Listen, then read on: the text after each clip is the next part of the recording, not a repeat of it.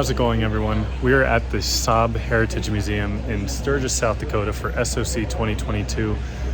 Today I wanted to just walk around the museum itself instead of showing the show field and all of the cars that people drove from all over the country. I wanted to show the actual museum because I haven't been here.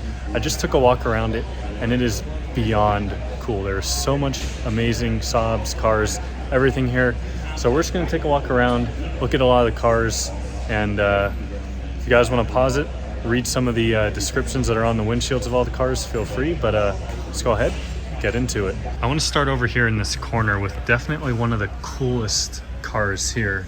Two 900s put together back to back. You can see they each have steering wheels and everything. Got the spare tire sitting right in the middle. Thought this one was super cool, unique. They kind of have it tucked back in the corner here.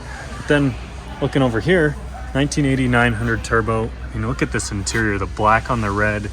These almost look like an evolution of the 99 seats that you'll probably see in another car here in a minute. But this thing, early 900, so it has the dual hood vents.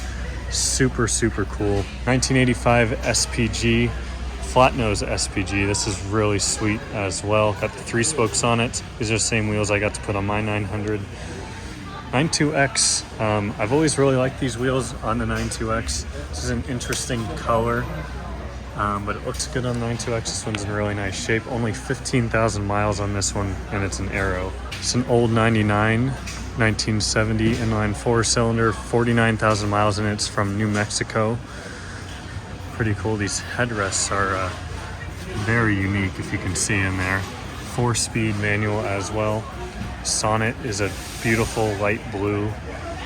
There's a lot more sonnets in the back that we'll get to here in a minute if you're a sonnet person. This one's from 1970. This blue equally as pretty on this 1960 93 GT750. This is a 2-stroke. Another one here. You can just see how tiny these engines and everything in here is. This is a 1952 2-cylinder 3-stroke. Or 2-stroke, excuse me. But look at how tiny that engine is. I mean, you could put a little storage compartment there, it's so small, but this one has the suicide doors as well. This is a really, really early Saab. Cool steering wheel, white dash, everything looks nice. The little tiny rear view mirror on there. Let's go ahead, walk around, take a look at some more stuff. Now this is really sweet. They have 2 of these cars here. And I kind of thought to myself, you wonder why GM killed Saab, and it's probably because they spent a lot of money on dumb stuff like this. I don't want to say it's dumb, because this is really cool to see how exactly these cars are made and what really goes into them, what's behind the skin. But I mean, this cost a lot of money, clearly. Really cool. You can walk in between this one even. They have the same thing for a 9000 right here. You can see the C-pillar right there, all painted, different colors. They even cut through the steering wheel, which is super nice. Pretty awesome. Right here they have a bunch of different Saab engines. This one is the same exact engine that would be in my 900. The attention to detail on some of these is really sweet. This is a B207 right here. They didn't really do much special to this one, but this B234 out of a 9000, look at this thing. They even went as far as to cut the DI cassette. You can see the camshafts, the valve springs, pistons, rods, everything. The attention to detail, even with the gearbox. ECU right here, super awesome. Some more Saab engines as well. There's a boxer engine from a 92X. There's a B284 out of V6. Cool informational displays here about how transmissions work, torque converters, all of this, little parts. Got a melted rod there. I don't want to skip over all of these 9000s, but we'll go through these kind of quickly. This is a Griffin. This one is an Aero, but it's got some sort of body kit on it. I don't know what it is. It may be a Carlson kit. I'm probably wrong though. I apologize for that. Another cool 9000 here. Let me know which 9000 you prefer. The newer one like this or the older one like that one. Lots more 9000s. This one's a 1997. This one is from the Aspen Police. I've seen old pictures. If you Google Aspen Police Saab, you'll see that they actually used to use Saabs as their patrol cars. Aspen is a small ski town in Colorado. But pretty cool to see all the police gear and whatnot in there. This is probably top 3 one of my favorite cars here so far that I've seen in the museum. This panel van, like the OG panel van kind of, and it's just so cool. Right hand drive as well, and there's even a little replica of the same exact thing. Here we have a lot of the Viggens, lightning blue, red. This lightning blue one has a cool story. It was actually involved in a really bad crash. You can see the old hood right back there. And they went ahead and fully restored it. Did a fantastic job with it. This thing is probably one of the nicer Viggens still out there. And just look at that paint. Absolutely gorgeous. Lightning blue, easily one of the best Saab colors. And it just fits the Viggen so well. It's a 9.5, 1999 9.5. We've got a Dame 9.5 right here as well. Right here is a Sonnet 1. It's actually a replica though, because there are only about 6 or so Sonnets. So serial numbers 7 and 8, as you can see, were the 2 replicas that were made. So there were 6 real Sonnet 1s, then the 2 replicas it looks like. But this thing is super cool, 1956, super old. You can see how just simple all of this is. Really cool. They had one of these in Albany last year in action, driving around the parking lots. So go check out my SOC video from last year in the top corner if you want to see that, because it was pretty sweet. Couple NG 9.3s right here. This one might have about as good of condition as a 9.3 as you can get. And then we have a 2008 9.3 Aero cross-wheel drive V6 with the Turbo X wheels on it. And this, it's got to be one of the more desirable 9.5s out there. It's not a V6 Aero, but it does have a manual transmission and it is finished in laser red. Back here, there's so many Sonnets to see, probably over a dozen. I want to point out a couple cool ones real quick, so let's walk down the line. Let me know which you would prefer. Obviously, we saw the Sonnet 1 right there, which are only 6. These ones are the Sonnet 2s, and then at the end down there, those are the Sonnet 3s. So this one right here, though, really awesome. Only 487 miles on it. It's crazy. 487 miles. You can just see how beautiful, how well taken care of this car is. I mean, just look at that interior. Actually, you can't see it because of the glare. But you have the Sonnet 3s right here with the pop-ups, a little bit different looking. They've got that funny little hood right there. This green is super unique. It's not quite like an army green, but it is different for sure. And the light blue, can't go wrong with light blue on this car. These almost have Skittle colors, almost like Lamborghinis, which is interesting for sure. So far we've walked around the outside there. We've still got all this over here, but I want to go down the middle here next, because this is a really unique 900 build, a 1972 9900 prototype. There's the reading right there if you want to take a look at it. But the way I kind of look at it is if a Fox body Mustang and a classic 900 had a baby, this is kind of what I think it would be. You can see how flared the fenders are, which looks really cool. The white tachometer, or the white gauges, excuse me, also really cool. Just look how flared these arches are in the back. It just makes it look super cool, super aggressive. The big wing, I guess you could say, for its time period as well, is awesome. And here we've got a 9.3 race car. This is a very unique. I remember my dad on his NG 900 had a front license plate that said this exact thing in this exact font. So it's kind of giving me memories of that. But this is like a 900 rally car. We've got a lot more of the classics right here. These wagons are super cool. This one is the 7-seater, so they made these with 7 seats, this little car. We've got 2 in the front, 3 in the back, and then a reverse bench right there. You can see the little dolls sitting in. Beautiful 900 turbo, another beautiful 900 turbo. This 99 right here, really good looking as well. I really like the 99s. 99s and 900s are definitely 2 of the more unique Saabs that are out there. And this 99 might be my favorite. Just look at how beautiful that paint is on there. It's got the Inca wheels, which are definitely the best for the 99s. Special steering wheel in there, which might be a little bit hard to see with the glare. And then this iconic red interior. Can't forget the louvers on the back as well. Personally, I'm not a big fan of the louvers, but I know a lot of people like them. I think it fits the gray on this car pretty dang well. They have a little Jerry Seinfeld stand up there. Green, I mean, they just use so many cool, unique colors, I think, on these older Saabs. Like this green is really pretty. This blue is equally as pretty. That green is also pretty cool as well, I think. And you flip around here, look at this 99 with, I don't know if this is original color, very well might not be, but this is a very strange purple that honestly I kind of dig. It's a 2-stroke wagon, definitely has some patina on it, which is kind of cool.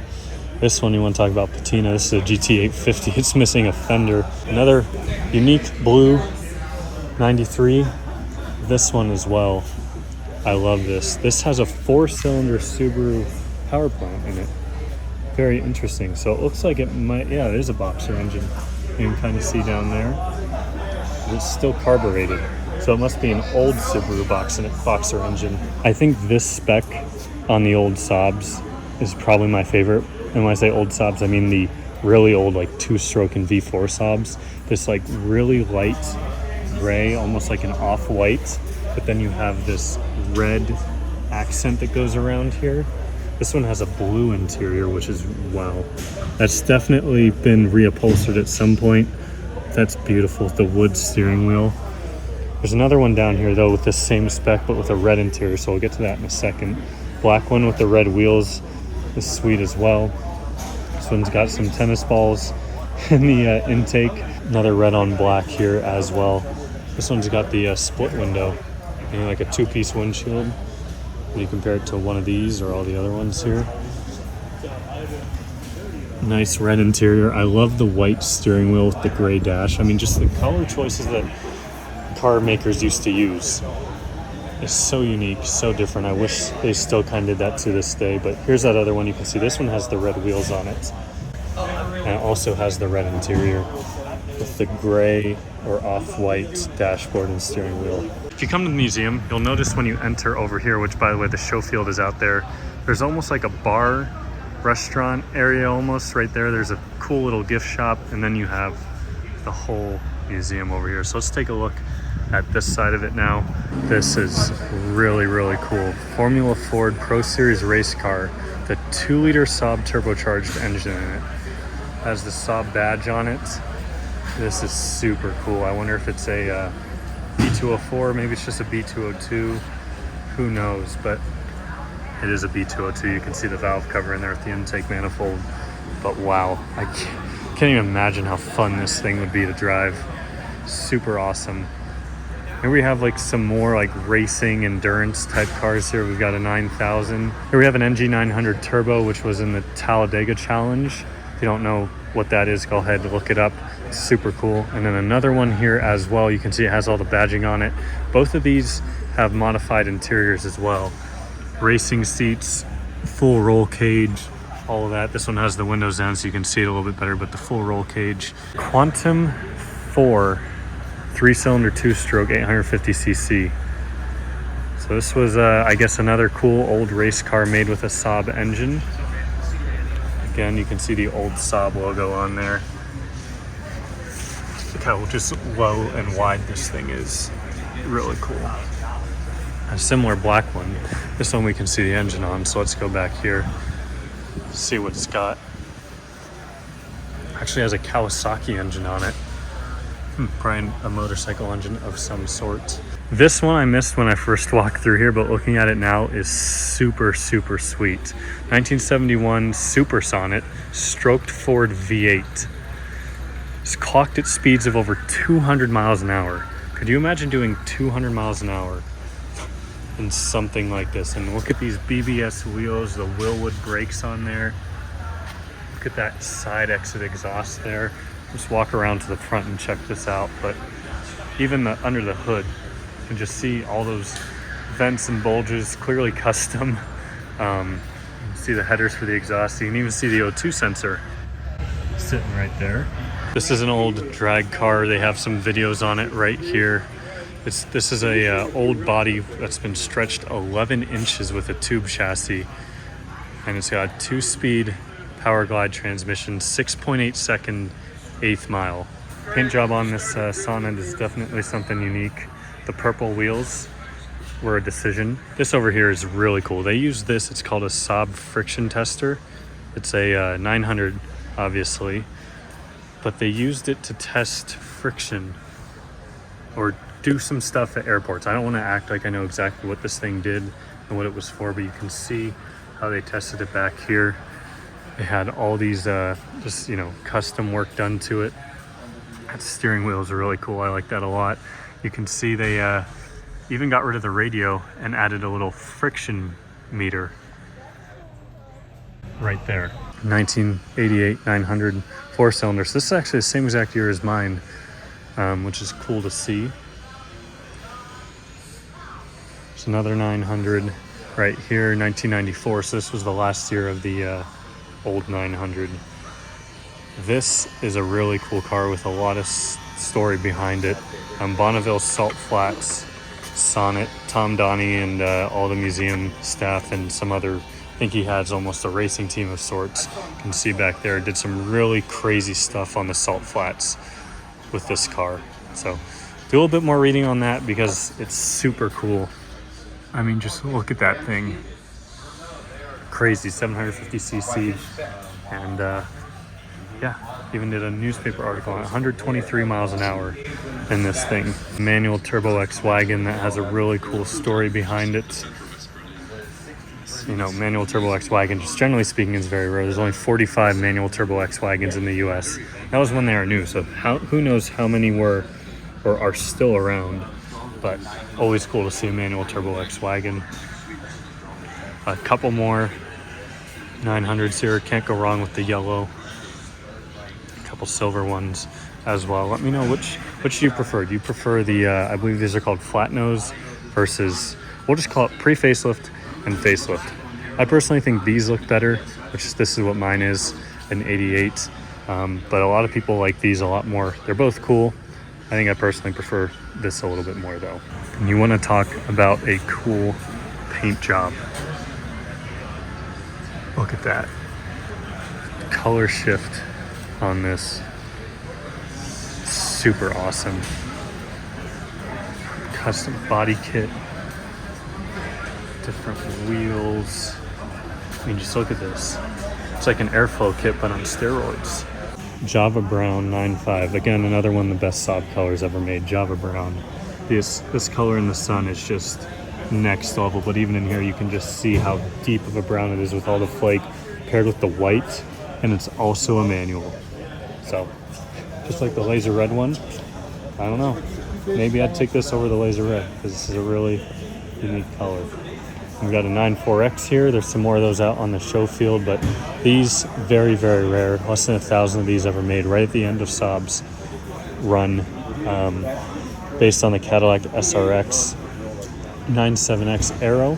So that's really cool. This has a basically Trailblazer SS Chevy V8 in it, basically a Corvette engine, and that's all I got to say about that because it's pretty sweet. And lastly, over here we've got another rally car, and there's our shirts, our shop, all of that. They've got a couple cars for sale just for the convention, just kind of sitting out here, which is cool as well. But when you walk back in here, this is probably for the convention only, I'm assuming. Like I said, this is my first time here, but this is kind of back where a lot of the parts are, a lot of where they do work on these cars, where they got a lot of parts for sale just for the show.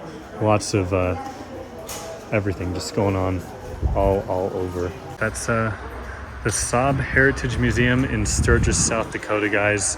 If you're ever in the area, or a lot of people just make the trip out here just to see this museum because it is truly, truly incredible. So with that said, check out their website. I'll link it down below in the description.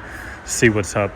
Come stop by, take a visit. Everyone here is very nice, very helpful, and of course, very knowledgeable on these cars. But that's it for today, guys.